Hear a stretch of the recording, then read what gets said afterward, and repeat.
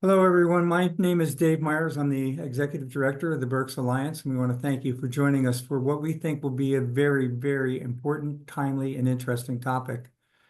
Um, I'm going to turn it over very briefly here to John Weidenhammer, who's the chair of the Berks Alliance, for a welcome as well. John? Hi, Dave. Thanks so much for setting this up, and thanks everyone for joining the call today. We're grateful to Dave for his efforts to get this presentation arranged, but also we're grateful to the folks from the Hope Rescue Mission for their willingness to present their background. As you can see from the screen here, the Hope Rescue Mission has been providing services to the Berks County community for over 130 years, and they really do tremendous work that they're going to tell us about today. And it's important work in the sense that they serve a part of the community that is sometimes doesn't have the level of access to services that they really need. And they've recently expanded their services, which I'm sure they're going to talk about. So again, thanks for supporting us. Just a reminder to everybody, the Berks Alliance is a community development organization, and we're really focused on improving the health, wealth, and education attainment of Berks County community, as well as through this series of presentations, providing the community with topics that we think are of importance and things that the community should know about. So Dave, back to you. Thank you, John. You want to remind everybody again, please leave your cameras on so we know that you're really here, but mute your microphone so we don't get any background noise. You'll notice at the bottom of the screen, the chat function. We ask you to use that to submit questions and comments, and we'll get to those after the formal presentation. As John mentioned, we record it. We send a copy of the recording to everyone who has registered for the program, and feel free to make use of that. You can share the video with anybody you think might be interested or needs to hear about this information. We also post on the Berks Alliance website and share it with our friends and colleagues at BCTV. So it gets spread out pretty well. With that, I'm going to turn it over to our presenters. I want to welcome Rob Turchi, who is CEO of Hope Rescue Mission, and Kate Alley, who is the Executive Director of Lighthouse, which is the new feature, 130 years and 1 year of progress on Lighthouse. So Rob and Kate, to you. Okay, well, thank you so much. We're honored to be here. Hopefully everybody can see the PowerPoint slides that we've put together to share, so you don't have to just stare at us the whole time. And as was mentioned, we are about to embark on our 131st year of serving the local community. I have been on staff for coming up on 14 years, so I'm very honored to be a part of an organization that has such a rich legacy here, helping those in need. The mission was offering life-saving and restoring services for 83 years before I was even born. So it's not lost on me that, I am just a small part of this very large and, organization with a lot of longevity. So although the organization started in 1894, it's interesting that when you look at the founding documents, the organization, even after so much time, has really stayed true to its original purpose. It was started to shelter, feed, and clothe, and offer supportive services and spiritual encouragement to those who found themselves at their lowest point in life, economic downturn, nowhere else to go. And although the community has certainly changed and grown so much in the last 130 years, the basic needs of those who are on their toughest times in our local community really have not changed. So although we're offering so much more than ever going into our 131st year, the basic foundations of this organization have remained the same, and we've stayed true to our original purpose. So just clicking through here, a lot of longevity. Hope Rescue Mission from 1894 to 1975 was located in a previous building that is close to where Reading Area Community College currently is. And then after some devastating flooding in the early 70s, the Board of Hope Rescue Mission looked for higher ground. So in 1975, they purchased the building that the men's mission is currently operating out of up at 645 North 6th Street. It's an old Reading Railroad Company building. So that has provided since 1975 a lot of wonderful, solid programmatic space that we run our men's program out of. We are sitting on just under 5 acres of land, and it's on this same campus that our new just over a year celebration Women and Children Center Lighthouse that Kate will touch on is located. So we're running all of our programs really on this main campus. But just also in 2023, in addition to launching the Lighthouse, we did also launch another offsite program that we'll talk about in just a moment. But just to give you an idea, right now there's about 180 men staying in our programs here in our main building on 6th Street. There's about 80 women and children, if I'm not mistaken, currently in the programs at Lighthouse. And there are just under a dozen men in an offsite program, what we call Hope Houses on South 9th Street. We are so blessed to have so much community engagement and volunteers from across the community. If anybody who watches this is unfamiliar with the mission, has never been on a tour, has never volunteered, just please know that we are an organization with arms wide open to the community. The more people that come in, the more encouragement and light and love is brought into those who find themselves here in tough times. So we welcome volunteers from all across the community, and really we have numerous volunteers every single day performing many different activities. In fact, our volunteer coordinator just put some numbers together, and she submitted to us that we have on an annual basis well over 1,500 different individuals coming to volunteer. Performing over 8,000 volunteer hours on an annual basis, many different groups. In the last year, we've had 40 different groups volunteer at Lighthouse, over 62 different groups volunteer in the Men's Center. There's been over 231 groups coming to serve dinners here in the Men's Center. So we're just very thankful and very blessed by numerous volunteers from across the community. Just to give you an idea of what we offer, the 19 front steps out front of the men's missions shelter is a difficult journey for a man to take. Coming up those 19 steps, or now one of our 5 ADA ramps that we put into the building if he's non-ambulatory, is a difficult step to take because it signifies that he has nowhere else to turn. He's down and out. He doesn't have any family or friends or safety network to turn to, and he needs help that nobody else can provide or he can't provide himself. So it's a difficult journey. We see men come in very depressed, very anxious, very worried. Will this be a safe environment? Will I be able to stay? 10 things in my life get better. I can't believe I need to come to a place like this. Nobody ever wants to come to Hope Rescue Mission, but we're very thankful that we are there for men at their greatest time of need. We have an emergency shelter program on the lowest level of our building. We have 50 bunk beds in an old gymnasium that is very filled up during the winter. When we open up our winter program, we expect to have up to 250 men per night in our programs. Then men can graduate to another emergency shelter dormitory that we call Safe Haven, which has 53 beds, not bunk beds. They're able to upgrade to a single bed, their own semi-private area, their own electrical outlet, which is a blessing, their own lockable wardrobe, and be not on a bunk bed with other people.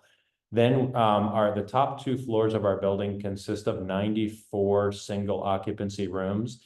And men need to either have an income or be on fixed income or be volunteering regularly in our programs and be moving forward to get into those transitional housing rooms. We're blessed with many community partnerships, which of course includes the street medicine team. The street medicine team with Tower Health West Reading Hospital comes with a couple dozen healthcare providers at least twice a month to work with all the guests at the Mission and Lighthouse in the same night for as many hours as it takes, from many specialties from the hospital. We also have a telehealth kiosk in the Mission that men can follow up with telemedicine appointments in between on-site visits. But members of the street medicine team that work on that team full-time really are here just about every day of the week. So we're very blessed in that regard. And really, it's been our model over the last decade plus to try to open up the Mission to be as much of a community resource hub as possible, realizing that as many resources that are coming into the Mission, the better connected and the more continuity of delivery of care and service our guests are realizing. So we are trying to bring in as many resources well beyond what we could ever offer through strategic partnerships with other agencies. One of the newest ones is Burke's Counseling Center, an amazing organization that offers so much to the community. They have staff all day on Mondays and Wednesdays here, and we have devoted office space to their therapists to be here to offer support services for those struggling with addiction, any struggles with their mental health. And they're also quite a vast provider of case management services. So we're just looking forward to continuing to expand that and have Burke's Counseling Center staff here. We also have an on-site veterans center run by veterans making a difference. Just celebrated actually our Patriot Run 5K over at Grings Mill, raising funds for the services that we offer to veterans, including having a rep from the VA here all day once a week, and helping veterans with all kinds of needs, procuring their DD-214, connecting with all the services that they need. We're also trying to encourage and deliver every kind of education and workforce development resource.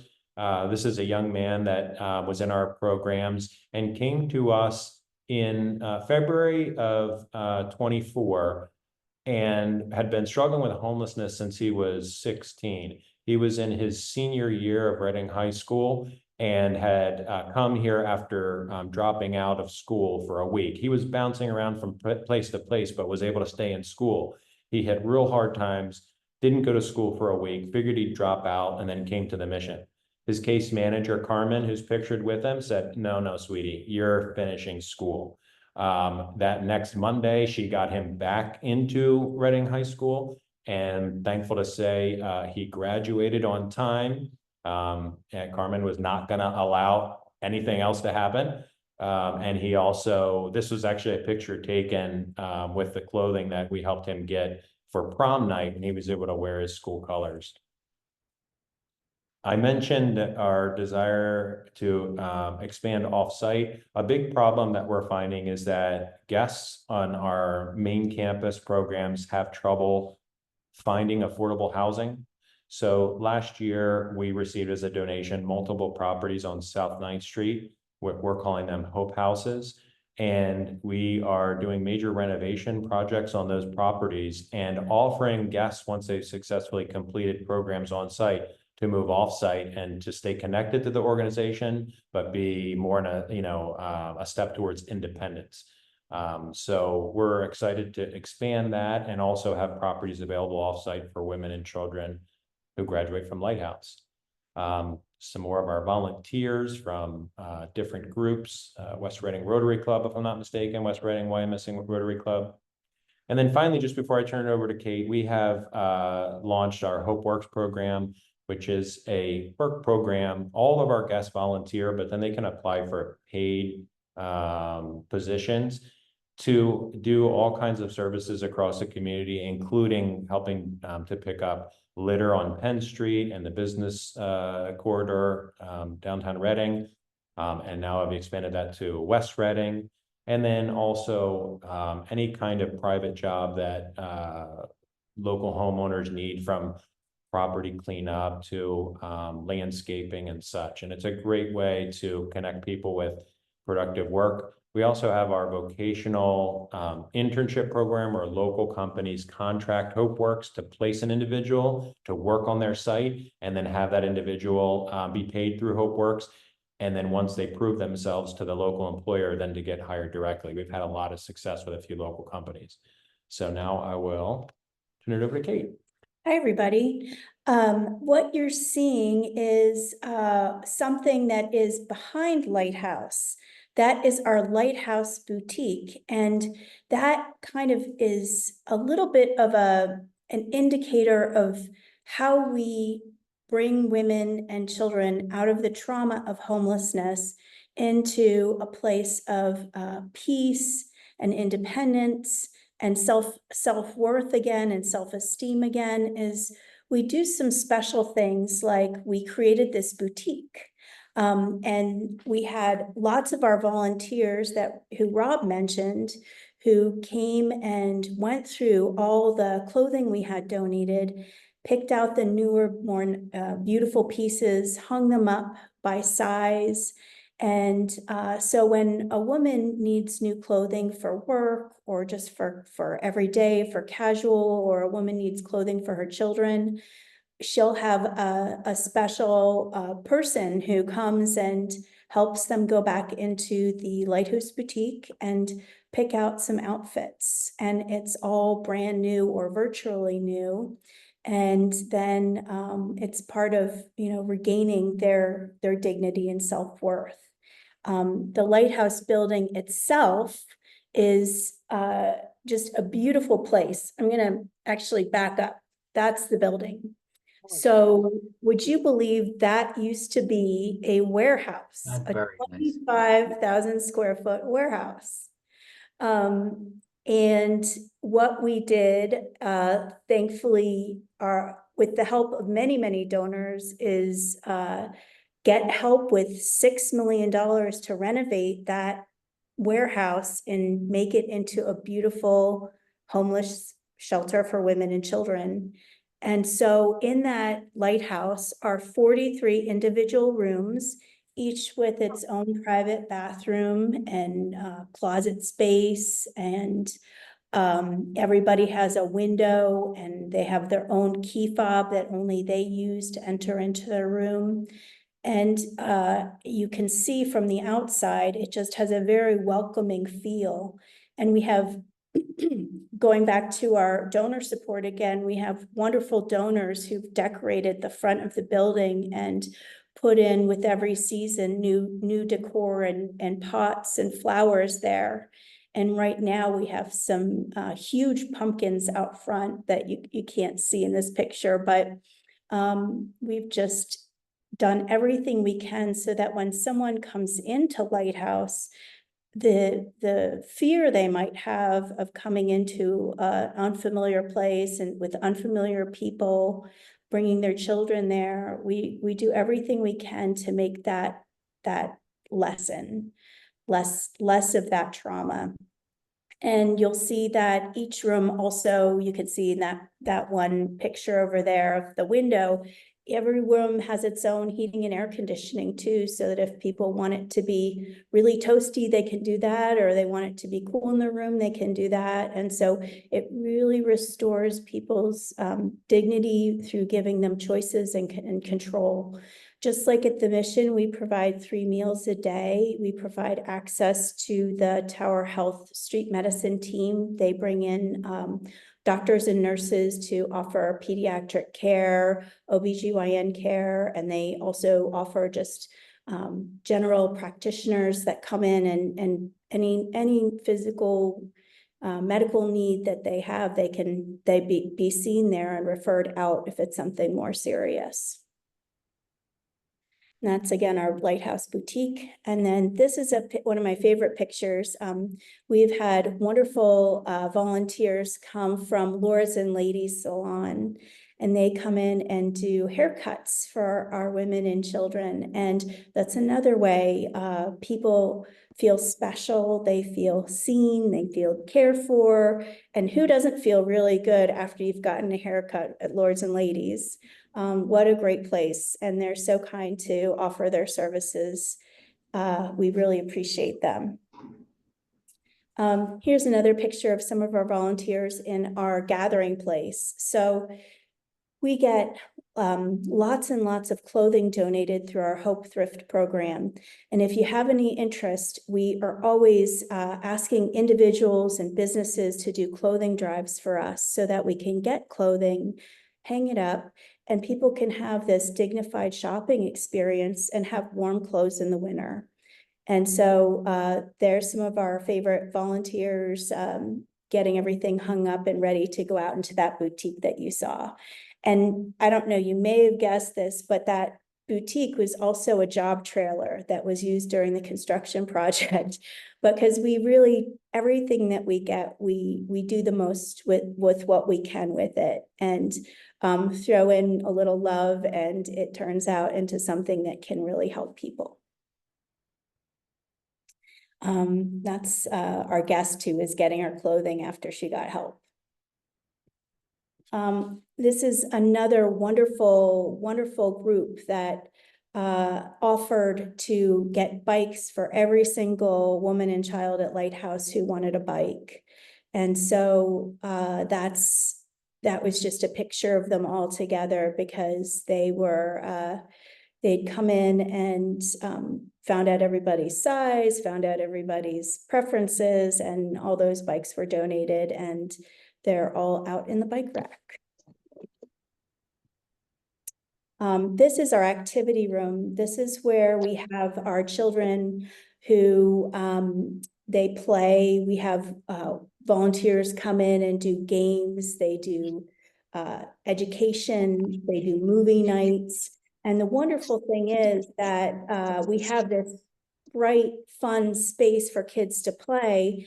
And that way their moms can take a little break and get education through our partners like Reading Area Community College, who teach GED classes and teach English as a second language classes.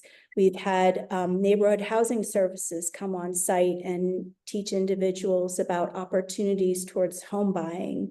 We've had people come on site and do financial literacy classes. And all of this is wonderful, but it's tough if we don't have childcare available, because those kids aren't so interested in that. They just want to play. So it's a wonderful thing to have volunteers who will come in and help with those things. So that is our activity room. This is a wonderful group that came to us from Lancaster called Kavad. They are a dance troupe that came and performed in our gathering space where we have all our meals and all our education programming. And they did a therapeutic dance piece that showed people who were kind of coming out of different types of trauma. And right before this part, they each had a sign, and the sign said different things like self-hatred, cutting, addiction. And in that dance piece, they tore those signs up. And it was a dance of finding freedom, finding hope, finding encouragement, and looking up to someone who really loves them and cares for them.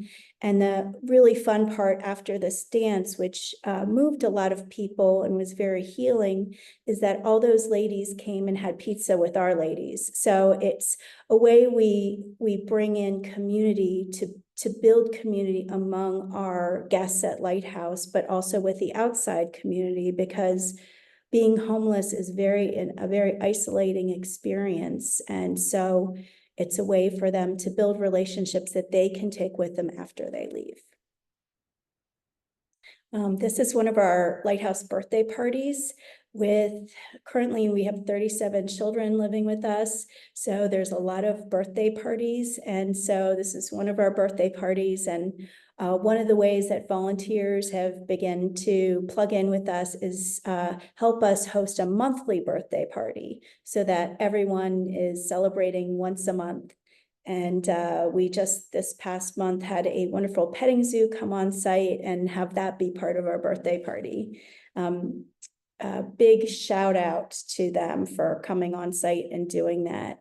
They are traveling petting zoo. And this is our current capital campaign. We are raising funds to build an outdoor playground now too. Because as much as the kids love our indoor activity room, they really need a place to play outside. So that's something we're currently working on and working on gathering funds for that. We're planning on building something that's all accessible and also will enable people of little kids of different age groups to play all in the same space, but in different little segments, so that they have age appropriate play things, you know, everything from like a musical instrument they can play to swings to slides that are all age appropriate. And that's the Lighthouse family you saw in the beginning. And this is an example of what we like to see when people are leaving, that they are brought together with their kids, that they have a new place to stay, they have stable, secure housing, and then they have a sustainable income. One of the wonderful partnerships that we've discovered is with Tech Centro, who has some terrific 12-week programs where a woman can enter and take a class in something like medical bookkeeping or phlebotomy or nursing assistant. And in that short time, they come out making a really decent wage to be able to support themselves and their families. So those are some of the sorts of things that we do to encourage our women, to get them stable and secure and make sure that they don't find themselves in a situation of being homeless again. So I think we'll be open for any questions if anybody has any. We have several. Great. So let me start. The children are only at the Lighthouse, they're not at the other facilities, is that right? Correct. So if they're with their father, what do they do? Is there an option for them or not? There's not an on-site option, but we do not want to see anybody turned away, of course, especially in the evening and colder weather, anybody underage. So if there is a juvenile that is facing homelessness, then we have gone out of our way to put them up into a hotel room with dad for, you know, a night or a weekend until they can follow up, especially in the evenings where there's really not many other options, until they can consult with the other area providers. But if it's articulated to us that a parent has nowhere to go and, you know, doesn't want to go to a hotel or something like that, then, you know, we would be forced to consult with the county to inform them that there is a juvenile that doesn't have a suitable shelter for the night. Right. Okay. The children, they receive daycare services. Are they enrolled in school? Those kinds of things. Absolutely. We are partnered with BCIU, who is able to help them find good, affordable childcare options in the area, which there are many. And also a lot of the kids who are from different parts of Berks County, they are able to be bused to their schools. It's the school district's requirement by law to come and pick them up and take them to the school that they were attending before if they wish to do so. Okay, so they're not all shipped to Reading School District, but they're shipped able to go to the school that they had been located in. Yes, That's good. That's significant. That continuity must be important. absolutely. Could you talk a little bit more about the street medicine and the types of healthcare needs that people are facing?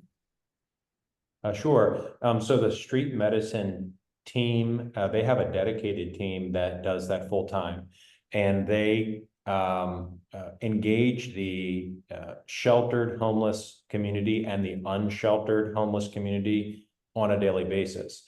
As I mentioned, they come on site with a lot of additional volunteers from many different departments from the hospital a couple times a month, you know, just to our location. They're going to the other shelters, they're going to the soup kitchens, and their dedicated team also goes to the woods, under bridges. They seek out the unsheltered community to try to offer them services, get them into shelters and reach out to them. So, oftentimes if someone is unsheltered, then their medical needs and their health care is very ignored. And so what could be a small health issue can often become a life-threatening health issue if it's ignored over time. So they're trying to, bring healthcare to those who maybe are not even, making it a priority to take care of themselves or some of their chronic diseases. Certainly you're seeing a lot of problems with addiction, mental health struggles, oftentimes dual diagnosis, but there's really no good reason, in my opinion, for someone to be unsheltered, for someone to not have healthcare, the medication that they need, to not have food, to not have adequate shelter, clothing, and all kinds of resources. It's just a matter of trying to connect displaced individuals with the resources that they have. Often, most of the time, individuals who are unsheltered and on the streets or facing homelessness, they're not advocating for themselves in an effective way. They're just trying to survive. And so bouncing around, from place to place and not having kind of stability, continuity. So when they come to one of, not just, of course, Hope Rescue Mission, but the other amazing agencies that offer services, then that's when they can, get off the streets or get out of the woods or under bridges or out of their vehicle and start to put pieces of their lives back together. I'm going to ask you to talk a little bit more about the behavioral health and the addiction and the mental behavioral health issues. That are there sorts of things that you're seeing that has it changed over time? We see everything, and I would say that everything seems to be getting worse. There are more narcotics than ever. Those narcotics are very strong. They're very debilitating. They cause many issues. There are many mental health issues that, of course, been around for long. There's many resources available, but we see many individuals. I mean, some of the most amazing, intelligent, capable, wonderful, caring, kind people that I've ever met have some of the most serious mental health diagnoses that we have. It's just a matter of, if they are cooperating with the healthcare system and doing what they need to be well and functional, or not. I suppose you could say it's like any other kind of health affliction, whether you're going to take care of it or not, or whether you're going to allow it to, run its course on you. But I think a difficulty is many men here at the mission articulate to me that they do not feel good off their medication, nor do they feel good on their psychiatric medications. So it's a struggle, but we have over 1,000 unique men come to the mission every year, and in the last year alone, we've had over 250 women and children, and could have had triple that amount because there's over 60 applications to Lighthouse just every month. The need is overwhelming. But it's a very peaceful place. I mean, we want men to come here in brokenness, steeped in addiction or struggling with mental health, but they have to be peaceful. They can't be a threat to themselves or anybody else. But oftentimes it's a good first step to get them into the warm handoff program at the emergency room or inpatient, treatment for an addiction or mental health evaluation, things like that. But it seems that the addiction issues and mental health issues have really skyrocketed, especially over the last, 5 to 10 years. Yeah. So you can become a portal to help them get the care that they need, the access to the services they need. Is language a challenge for you guys? We have, the primary language that we would face besides English is Spanish. And, many of us are fluent in Spanish. We have many Latino staff members. So if it's English or Spanish, it's no problem for us. But we do see, men from other countries and other languages. We've had several different Asian languages, Romanian and, numerous different ones. So Haitian. Haitian, yes, we Yeah. have a lot of people speaking Yeah, Creole.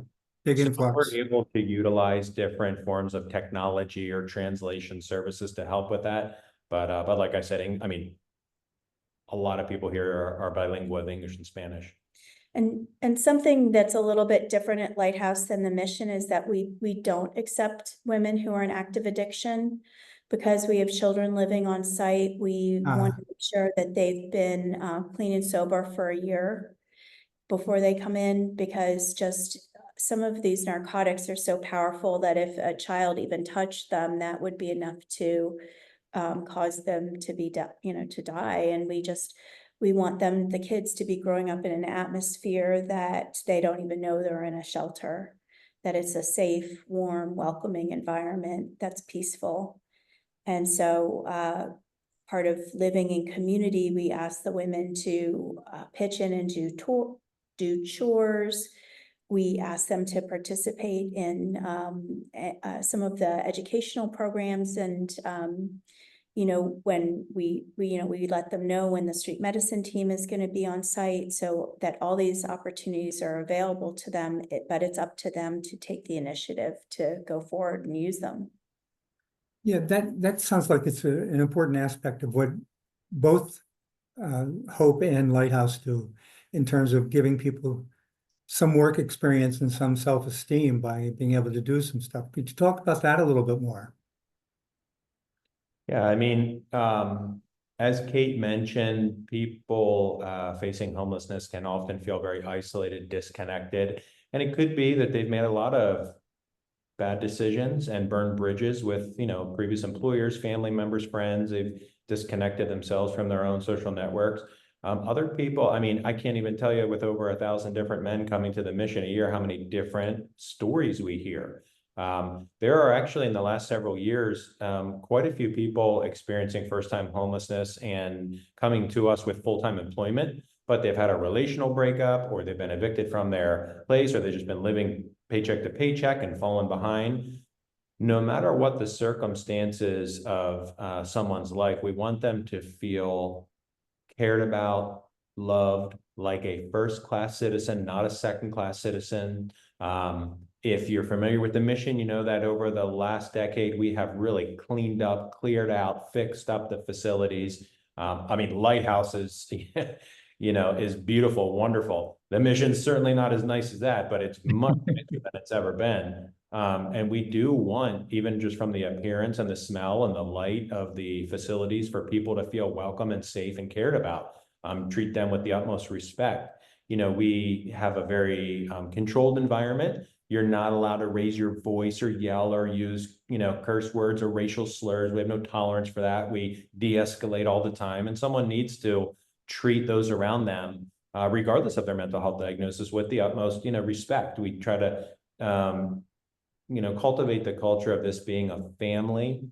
And that's why everybody must volunteer. And if they don't have a job, their job is to help take care of the people around them, which can often be very empowering and therapeutic. We don't want people just to kind of sit around here or on Penn Street and feel like they just can't contribute anything to society. So there are certainly the very professional behavioral health counseling and services and therapy that our partnering agencies provide, but then just providing a clean, dignified, safe, productive environment for individuals to live in is often very therapeutic and healing as well.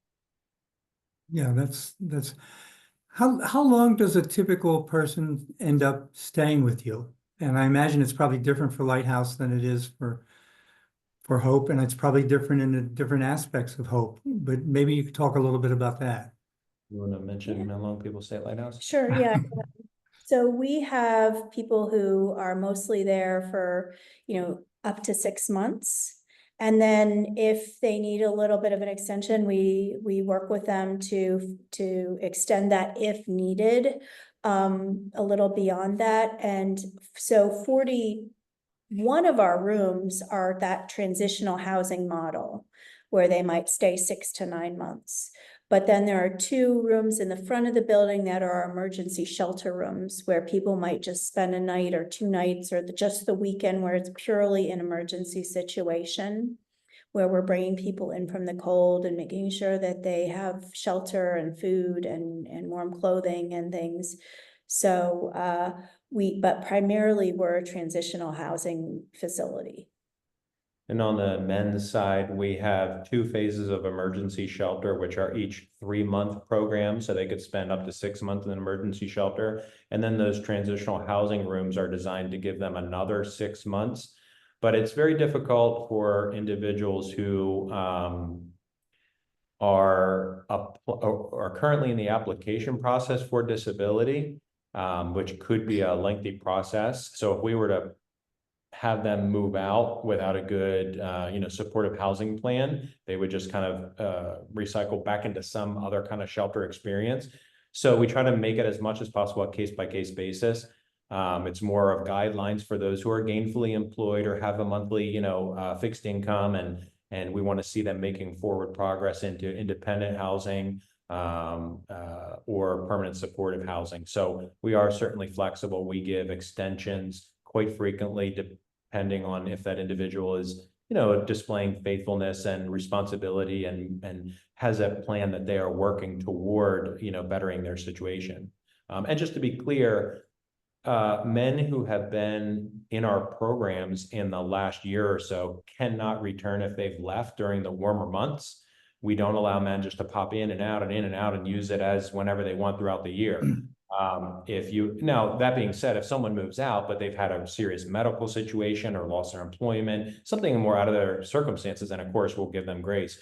But if they've just been irresponsible while at the mission, haven't moved forward, and then just kind of want to come back in the summer, we tell them, I'm sorry, we're going to save our resources for the constant stream of new people that come in, but you can come back during the code blue winter season so that we make sure that you have a safe, suitable place to stay during the month. That the weather's not going to be an impact.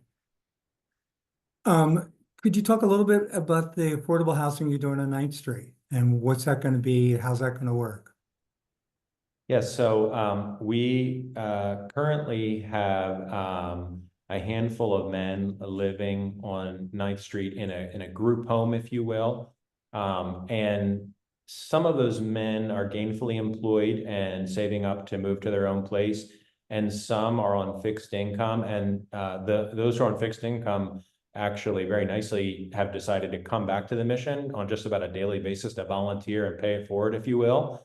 We have become their community, their family, and so it gives them an opportunity to not take an on-site, spot on the main shelter, but to have an affordable place to stay, paying a very modest program fee, and stay connected to us, and have a productive plan for the foreseeable future to volunteer here. We have another property across the street that needs quite a bit of renovation work that we are hoping to tackle in the next year. So in the 100 block of South 9th Street, we could, in the next year or two, have up to 24 men living on that block who have been, successful in our on-site programs, but due to their, financial circumstances, want to stay connected to off-site housing. For me, and all the things we've been able to accomplish on site, for me, our off-site Hope House program is really what I foresee our leadership team concentrating on in the next decade or so. There's just not a lot of affordable housing units out there, especially for those who are on fixed income. So for us to be able to offer them long-term affordable housing without having to worry about their rent spiking, and to be able to have the satisfaction of being semi-independent, but also staying connected to a supportive community, I think is a good long-term plan.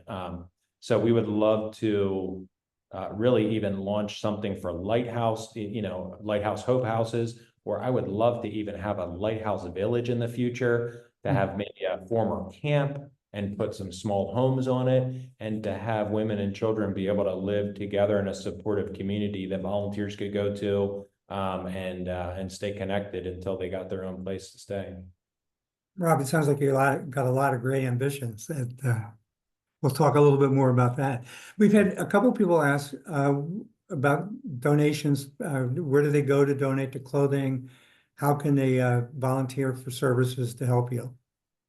Well, there's on our website, www.hopeforreading.org, is a list of the 31 drop-off donation bins that are all around Berks County. Or you could come to our campus and drop them off right here. We're at 645 North 6th Street in the front of the building. There's a drop-off donation bin. And we love volunteers. I think you probably got the sense of that. And right on our website, there is a spot where you can sign up to volunteer, and it just asks you some very simple questions. And our wonderful volunteer coordinator, Sherry, will get back to you right away and find out, you know, what your interest is, where you want to plug in. You can come with your whole family and cook a meal. It could be one that you've brought, or it could be one that we were going to serve anyway, but you being there and serving it with a smile just really is a blessing to the men that come through and receive the food, and the women as well. And that's all on www.hopeforreading.org. What you talked about the attracting volunteers and wanting to have them. What kinds of things do you need volunteers in particular to do? Well, this, really every day, our programs run essentially the same way. As Kate mentioned, we serve 3 meals a day. So there's a lot of food prep, serving, cleanup. We have very large facilities, both indoor and outdoor, taking care of our almost 5-acre campus. There's a lot of physical projects. There's a lot of walls to be painted. There's a lot of leaves to be raked. There's a lot of, clothes and linens and such to be washed and sorted and organized and folded and set up for the next week. We wash everybody's clothes for them, and linens and towels and washcloths, every day.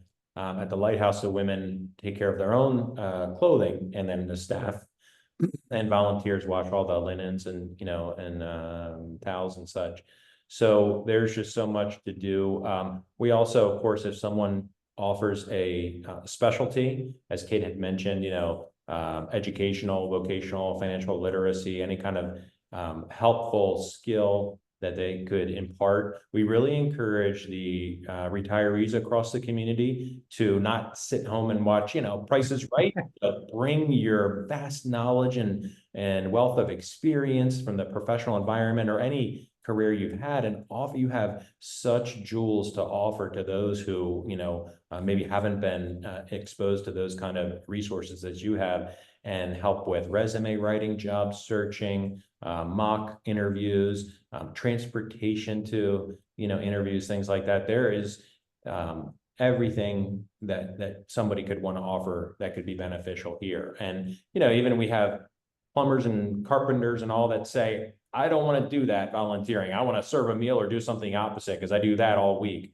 So really, we try to make it to whatever someone either wants to do or is interested in doing. Very easy to volunteer at the mission. Also volunteer in a group setting at Lighthouse. But if someone desires to have direct contact with children, not in a group setting, then of course there's a few more hoops for them to jump through, background clearances and such. So say again how somebody can go about volunteering, and if it's a group, there's one way they can do it. If it's an individual or a family, it's a whole different other way. Talk about that a little bit. Sure. If you go on our website, or give us a call, there's a very low barrier if you want to volunteer at the Men's Center. But what Rob was referring to is if you want to volunteer at Lighthouse and you want to come as a group and maybe serve in the kitchen or bring a game or host a bingo night or something like that, that's more of a low barrier type of thing. But if you want to serve in the children's activity room, or if you want to read a book to a child or do something that's more one-on-one contact, we need to have your clearances. And that's something it's relatively easy to do. You fill out some forms and get those back to us. But there's lots of opportunities. We had a wonderful group offer their tickets to a professional sporting game, a soccer game. And that was the first time many of the women who got to go ever went to something like that. We had another woman do a whole arts and crafts event where she made Christmas wreaths with ornaments. And that was something everyone enjoyed. So whatever your talent is or whatever your interest is, you can share it, and it's really appreciated. Rob, talk a little bit more about the playground, or both of you talk about the playground that you're trying. What do you need to do? How's that moving ahead? What can people do to help? Yeah, so we have this beautiful indoor playground, but kids really love to play outside, and we have a large campus. And so we felt like it was important to have an actual structured play area, because in helping kids develop in their brains, in their coordination, in their physical fitness, it's important to have a play area outside. So we've contracted with a company to get some preliminary sketches, and are working on raising the funds for that. And so we are doing a capital campaign, and you can go on our website to donate for that. And again, that's hopeforreading.org, and under donate, there's an option, a pull down option to donate to the playground campaign. And so the plan is, as soon as we have the funds raised, then we will have a ribbon cutting and have an opportunity for everyone to come out and see it. And we have naming opportunities for a fence that we're putting around the playground so that people are, kept safe, obviously. And, there's just, many of these moms have kids of multiple ages. So it's important for them to be able to have all their kids out on the playground at the same time. So that's kind of also part of the thinking of having it not just be geared towards kids from 8 to 12, but really from, Whatever. young to, all ages. Yes, please come volunteer, please donate. We have about 270 individuals in our programs right now. We're expecting up to 350 individuals per night over the winter in our programs.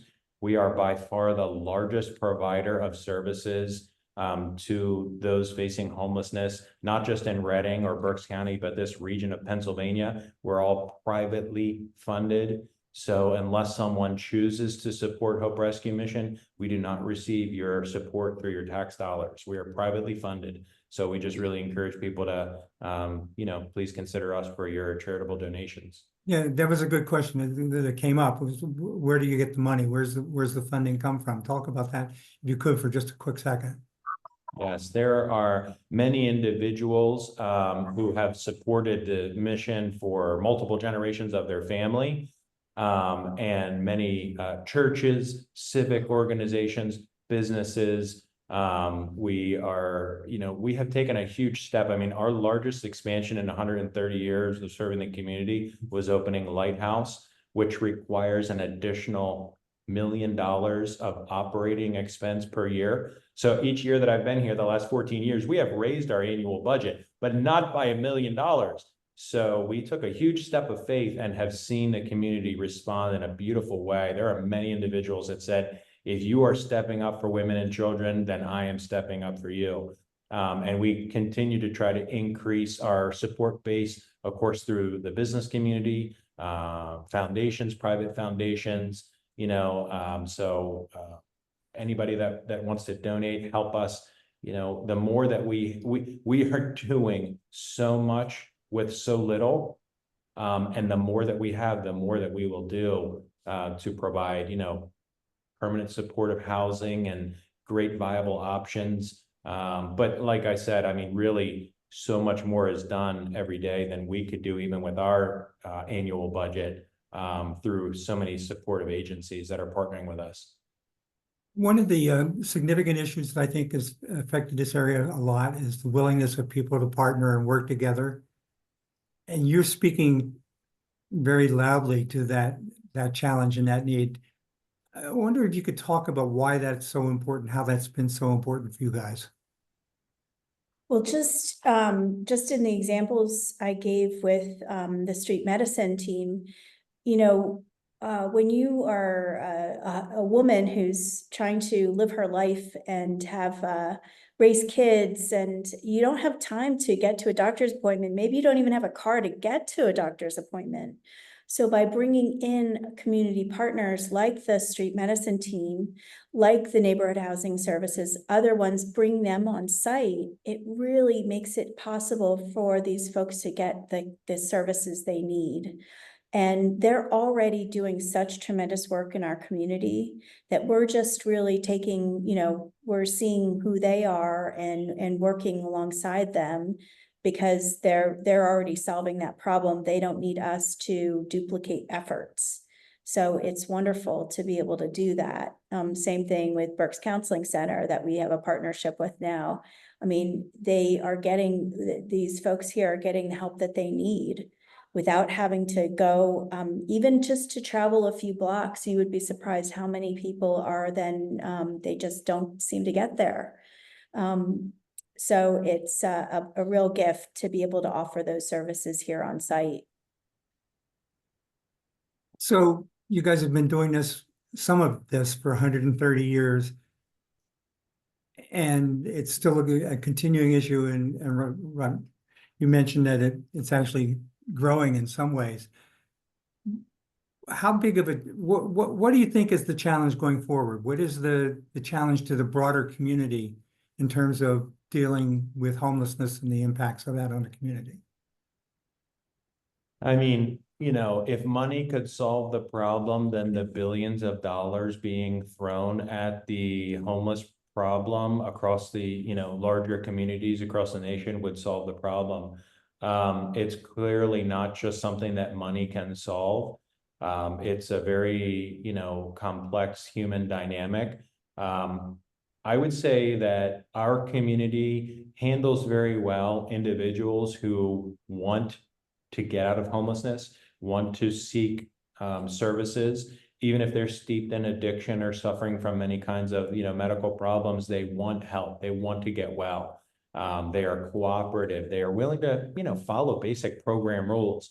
I think probably the big challenge facing our community and others alike is the chronically unsheltered homeless community that doesn't want any rules, that does not want to turn from their addiction, that does not want to be plugged into regular society, but wants to be supported without being productive, wants to be left alone, yet dependent upon the surrounding community.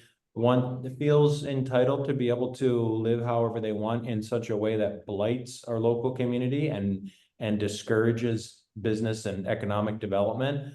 And you see across our nation, different communities saying, we've had enough, this is unsustainable, this must change. There was a very landmark decision made by the Supreme Court and just in the last couple of months that gave states, cities, townships, municipalities the right to enforce the unsheltered community not to live in public spaces. So I think, you know, as I mentioned at one of our large fundraising events in September, Hope Rescue Mission has been and will continue to be a friend to the homeless, but we want to be an enemy to homelessness. We want to get people out of homelessness. We want them to be supported with the basic needs that they face. But if they're living outdoors, if they're steeped in addiction, suffering from mental health, not caring for themselves, our goal and our efforts and our money and our resources and our staff should, you know, be united across the community to try to take steps to get them out of that circumstance. And that's, you know, that living situation, that suffering. If you go under bridges, if you go in the woods, you don't find people that are thriving or that are well or healthy or happy. They're suffering, and we need to try to take steps to get them out of that suffering. Great. Well, we're getting close to the end. I want to thank you, Rob and Kate, for this terrific presentation. Very inspiring, very encouraging. I do have one final question that's a little esoteric, but I'm going to ask it anyhow. I understand why Hope is the name of the rescue mission, but why Lighthouse? Well, because we want to be a beacon of light to those who are in darkness. We want them to see us and know that we're a place where they can come and get peace and get light. So that's how that came about. Great, thank you. That's good news. Thank you so much for the work that you're doing and for sharing that with this community.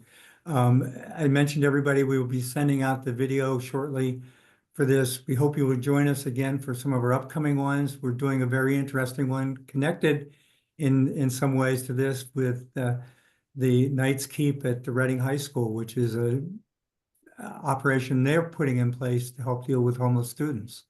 So thank you all for joining us. Thank you, Rob and Kate. Terrific presentation. Really enjoyed it. Thanks for having us. Take care.